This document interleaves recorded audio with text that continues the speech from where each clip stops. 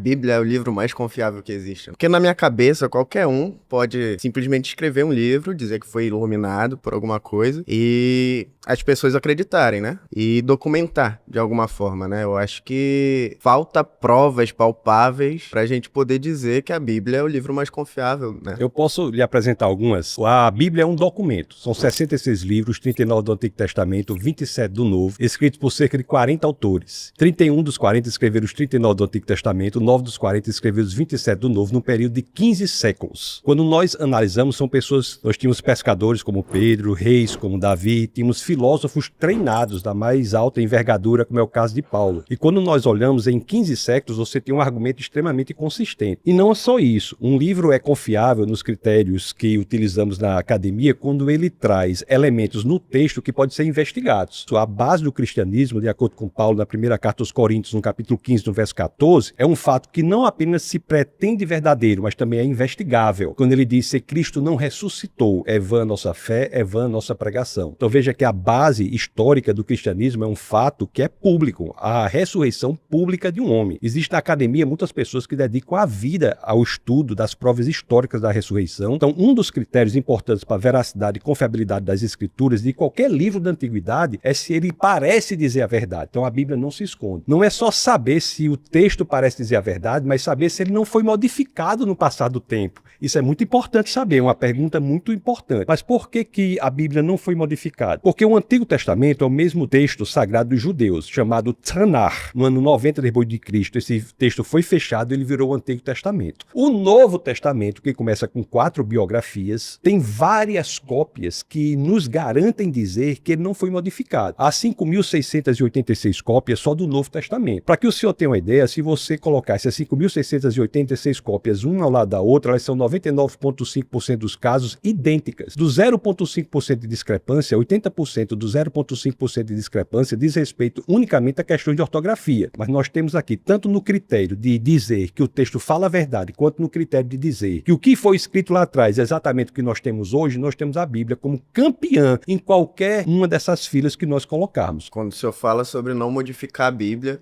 a gente tem como exemplo aí, um exemplo grande, é a Bíblia protestante e a Bíblia católica, né? Qual que foi o critério usado para simplesmente descartar alguns livros que tinham? É o autor que tem a garantia da confiabilidade do texto, mas é o texto em si, pelo que nós analisamos hoje, pela confiabilidade que nós temos, que ele é o mesmo que foi escrito lá atrás, que nos dá essa garantia que ele é muito mais confiável do que qualquer outro livro escrito na história da humanidade.